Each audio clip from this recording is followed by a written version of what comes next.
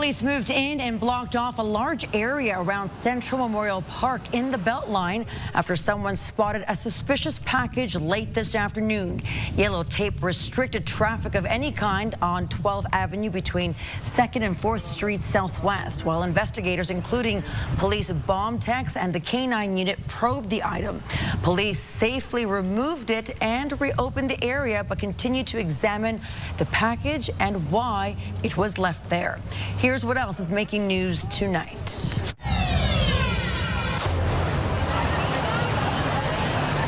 Cooling off any way you can. Oh, it is boiling. Especially at the Stampede grounds on this scorcher of a day.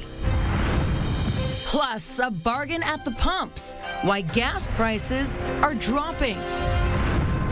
We want to support them in their need. And rallying to help repair Calgary's historic Legion branch, #1. CTV Calgary, local breaking news with Camilla Di Giuseppe.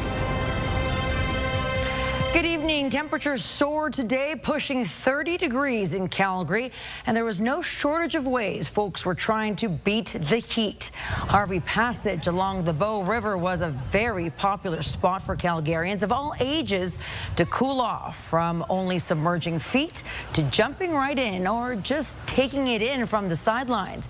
But if you were taking in the midway at Stampede grounds, escaping the heat looked a little different. Here's Alicia Fieldberg. As the sun blazes and the temperatures rise, Stampede Park heats up even more with all the people and pavement. Oh, it is boiling. It's searing. So when you find a way to cool off, you've really got to sink your teeth and toes into it. It helps a lot, actually. Anytime there's shade, we got to take a little stop, get a little misting. So when the heat hits 28, we pull out extra misters, and there's extra water fountains. So we want to make sure this is a safe place for everybody. And so when the heat comes up, we make sure that there's ways to stay cool. While water filling stations have long lines during the heat, slowing down for a while doesn't hurt. If you can go inside where there is air conditioning for an extended period of time, so at least a half an hour, if not an hour. Taking temperatures at several locations around the park shows the places with a bit of relief. It was about 30 degrees Celsius, and that was the temperature reading at Elbow River Camp. In the shady grandstand seats, it was 25 degrees. In the BMO's Western Oasis, it was 23 degrees. In the Western Event Center, it was 21 degrees. The worst, of course. Okay, let's see how hot the midway pavement is. 46 degrees. Some people find alternatives. So hot out. I'm dying out there. And plus I wanted to get lemonade inside and not stand outside for lemonade.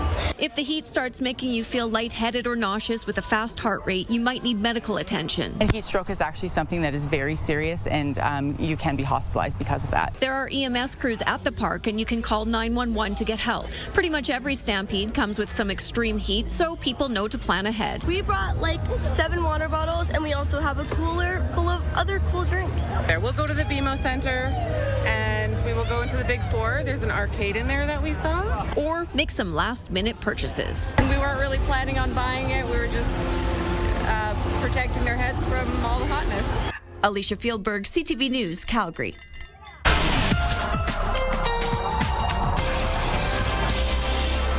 Danielle is in with our first look at the weather. Big story of the day, the heat. Oh, yes, and it looks like we unofficially broke a record in Calgary today. Of course, Environment Canada still has to confirm it, but we got to 31.9, and I believe the old record is 31.7 from 1919. So, yes, it was a hot one, but tomorrow will not be as hot.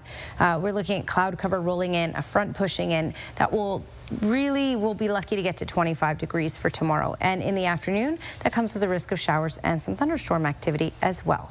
Your full forecast coming up. Thank you very much, Danielle. We told you last night about noise complaints around the Cowboy Stampede tent. Well, the irritation continues.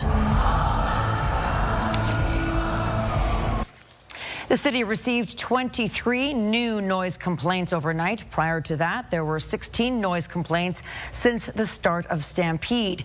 In a statement, the city says between midnight and 1 a.m. Tuesday, officers found both Cowboys and Badlands tents were in breach of sound levels. The statement says the sound was adjusted to comply. This is the first year Cowboys is hosting its music festival in the west end of the city. In previous years, it was beside Stampede Park. And it was a short-lived chance at savings, and some Calgary drivers lucked out. A gas price war saw some stations drop prices to nearly $1 per liter. It's a price we haven't seen in years, and it may not be the last of it. Jordan Canagan reports. The lineups were long and the pumps were packed. Gas prices plummeted at some Calgary stations. Never. I've never seen gas this cheap since I could have my license. I would say in the last month, we've seen gas price wars, which we never really experienced too much before. On Tuesday morning, a Tempo in Sundance lowered prices to 102.9 cents a liter. Just a few minutes away, a mobile station in Shaughnessy slashed its price to 103.8.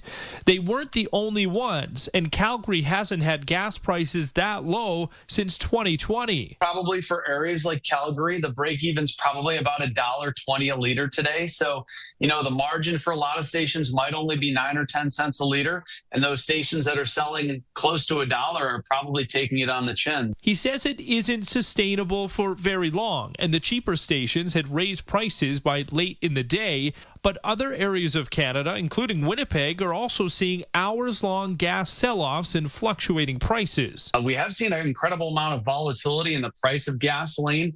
Over the last couple of weeks, we've seen Middle East tensions flare up, the price of oil surging, then plummeting. So keep in mind that stations generally fill their underground tanks every 2 to 4 days. While some stations neared a loonie a liter, others blocks away were higher priced and less busy. Drivers who filled up for less are grateful for the reprieve. I'm just happy as a consumer that it's gone down a bit for us. It's a bit of a break considering all the cost of living has gone up in Calgary. So appreciate what's going on. It costs me a lot of money driving gas, especially when it's up to $2 a liter some days. But yeah, I saw the price at $1.03 and figured this is a lot better than the $1.35 I was seeing downtown. Jordan Canagan, CTV News, Calgary. It may cost more to heat your home this winter. A new report from Deloitte is forecasting a big jump in Alberta natural gas prices next year. That's because an export facility is now up and running in Kitimat, BC. Alberta producers now have an outlet for their gas to markets beyond the United States. LNG Canada is shipping ultra-chilled gas across the Pacific to Asian markets. Alberta's Public Investment Fund spent $7.9 million last year in severance packages to executives it laid off. Aimco paid Chief Investment Officer Marlene Puffer nearly $6 million in wages and benefits last September. When it let her go, Puffer had been there for about 20 months. Weeks later, Aimco fired the entire board, including CEO Evan Siddall. Former Prime Minister Stephen Harper has since been named board chair. Aimco manages $180 billion in pension money for public employees in Alberta. The report on severance pay came in its annual report released in late June. A man has been charged with first-degree murder after providing fentanyl to a teenager. 5 years ago, an 18-year-old Chestermere resident died after consuming cough syrup laced with a fatal dose of fentanyl. Today, RCMP announced Mohit Sandhu from Conrich has been charged. Court documents say the accused is also facing an attempted murder charge after he allegedly gave the laced cough syrup to a 25-year-old Calgary resident who did not end up drinking it. Police have issued a warrant for Regina Carla Fitzgerald. Investigators believe the 49-year-old sexually assaulted a 13-year-old boy near the Somerset Bridlewood C-train station. Fitzgerald is accused of approaching the boy on June 1st, making sexual comments and touching him inappropriately. The boy ran away and reported it to an adult.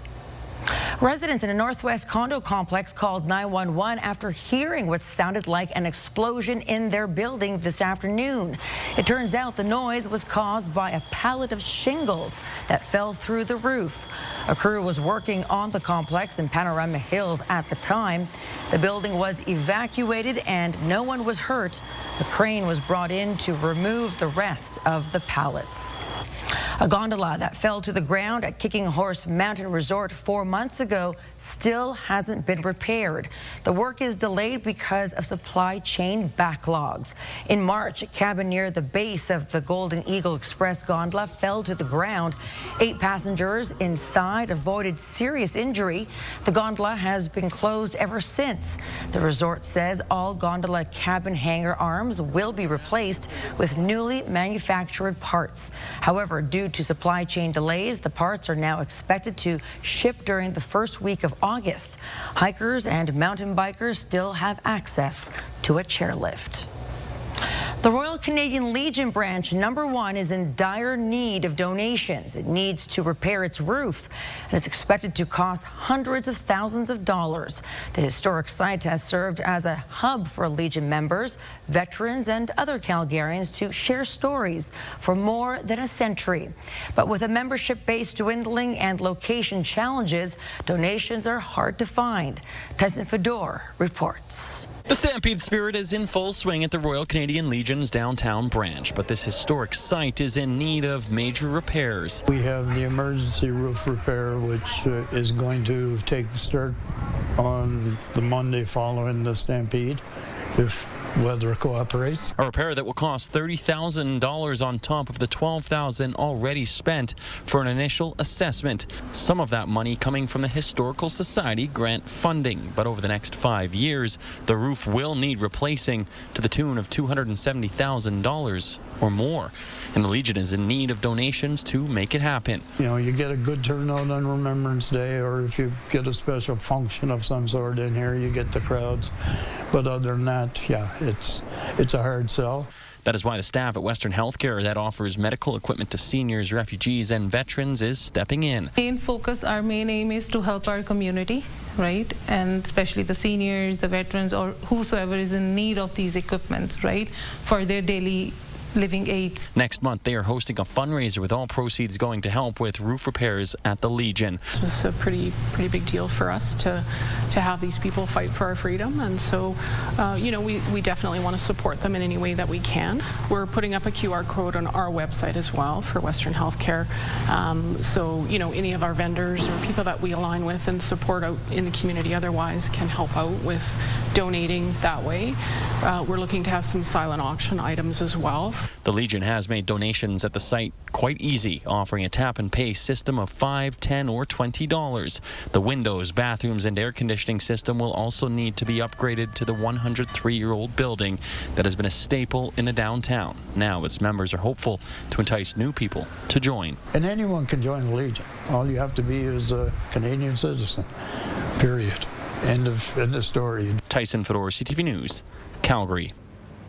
Stampede events in politics may be as common as a corn dog on the Midway, but with a civic election coming, some see it as a way to help them campaign.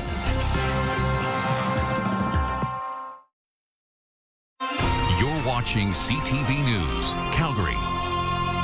The Halo Air Ambulance based in Medicine Hat is now online and responding to emergency calls. Halo 1 was unveiled earlier this year. The aircraft completed its inaugural emergency call to Bow Island just over a week ago. The helicopter will serve as the primary aircraft for calls, with a second chopper ready for backup. The Calgary Stampede is doubling as a political rodeo this week as candidates for City Hall try to connect with potential voters. Signs and billboards are also going up around town. Stephanie Thomas reports. Yahoo is often shouted out and printed during the Calgary Stampede. Now it's on the Calgary Party's posters, wrapping lampposts throughout the city, as well as several digital billboards with first-time politician Brian Thiessen. People are finally turning their attention to the municipal election. They go through Stampede, they realize there's something coming up.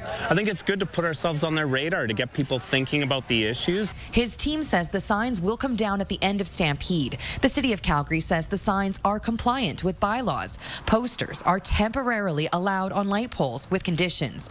The rules are further relaxed during the election period starting in September to one day after Election Day. Jeremy Farkas ran for mayor in 2021. Now he's running again as an independent. Stampede every year. It is the politician petting zoo, but also a lot of business gets done. You get a lot of opportunity to be able to meet folks that you otherwise wouldn't. For Jeff Davison, running for mayor is not his first rodeo either, having also run for the city's top job 4 years ago. People tell me Calgary needs a change, right? I think there's a lot of change coming. People are quite upset with the last 3.5 years, and so we hope to be that positive change. Sonia Sharp is a sitting councillor vying for the mayor's chair and is actively campaigning at Stampede breakfasts. Everyone's kind of happy. You're not interrupting a dinner or a late night, and you're out having that conversation, the same conversation you would probably have on someone's doorstep. Some Calgarians don't mind pairing their pancakes with politicians. Old school works. As much as there is social media, old school still works. Some political watchers say voters could get fatigue with less than 100 days to go. Most Albertans aren't going to pay attention to the municipal election until we get much closer to that date. Stephanie Thomas, CTV News, Calgary. The Stampede Chuckwagon Committee gave us a special Behind the Barns tour today. We got a look at the barns where horses are kept and the care stations they have. Animal advocates continue to raise concerns about distress animals face at the Stampede, but the Chuckwagon Committee says it is on the leading edge of livestock health and safety. It says facilities have changed a lot over the years, especially since old wooden barns were used. They were all wooden barns, dirt floors, and it's moved over to this H barn, which over the last few years, it used to be clay bottom. Now there's matting in there. Every year they look at different things that with newer technologies, newer sciences that they can improve that stay for the horses. The committee says it's looking at revamping the barns even further. All right, we'll be cooling off just a bit. Danielle Savoni has her full Skywatch forecast next.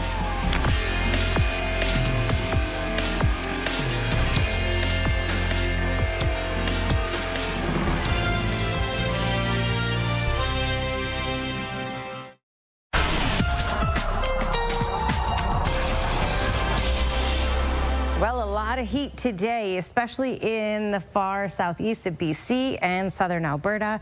Some communities likely have broken some records today in southern Alberta, Calgary included in that, but we do have to wait for Environment Canada to confirm that. When you compare the heat that we've had to the rest of the country, that hot pocket is really in parts of southern BC and southern Alberta in the country for today. All right, so we'll hold on to the heat in this southeast corner for tomorrow. So many communities in the south Lethbridge over to Medicine Hat will likely remain in the 30s tomorrow, but that cooler air will start to arrive and shift its way down. So Calgary will get a break from the heat, or the excessive heat anyway, for tomorrow, and it'll take a bit more time, so an extra day for it to make its way to the far southeast. So that will be Thursday that it'll dip out of the 30s in the southeast. Okay, upper air analysis showing you the ridge of high pressure that is in place, and then as you can see, this trough will kind of build in late Wednesday and through Thursday. We'll certainly notice this in Calgary. Ahead of this, we'll get some cloud cover tomorrow. Temperatures will get into those mid-20s rather than the 30s. We may even see some instability too later in the day, especially in the afternoon. We have the chance of showers, and by the supper hours, maybe even a thunderstorm from this. And then another ridge of high pressure starts to build its way in on Friday. So we're looking at more stability Friday and the weekend, and temperatures will start climbing again. All right, so looking at that radar and satellite imagery, this has already started to shift further to the south. So we're looking at rain for the southern interior BC for tomorrow, cloud cover creeping into Calgary, and then late day instability possible. And then on Thursday, Calgary down through Lethbridge and Medicine Hat, we're looking at rain, which will be heavy at times and more consistent from the second part of the system. So just for tomorrow alone, Mainly cloudy skies in Calgary, and then by the time we get to about 4 in the afternoon, showers and even some thunderstorm activity possible. And then by Thursday, this starts to make its way in, and it becomes more consistent widespread rainfall for Calgary, areas off to the west, down Highway 2 into Lethbridge, and likely even the Medicine Hat area. So for Calgary to Lethbridge, Medicine Hat on Thursday, we could pick up about 5 millimeters of rain. Then things start to stabilize once again on Friday. So 25 for tomorrow. We won't see much sunshine. We'll definitely see a good amount of cloud cover, and again, those later in the day showers and thunderstorms possible, and the winds will pick up. Anywhere from 2 to 4 and maybe even 5 millimeters of rain on Thursday, and check out that daytime high, just 19. But when the next ridge builds in on Friday, we'll see temperatures climb back into those mid-20s, and we'll get some sunshine by then again. Danielle, thanks so much. And matching the hot weather was the action down at GMC Stadium, night number 5 at the Rangeland Derby, and the fastest heat of the night.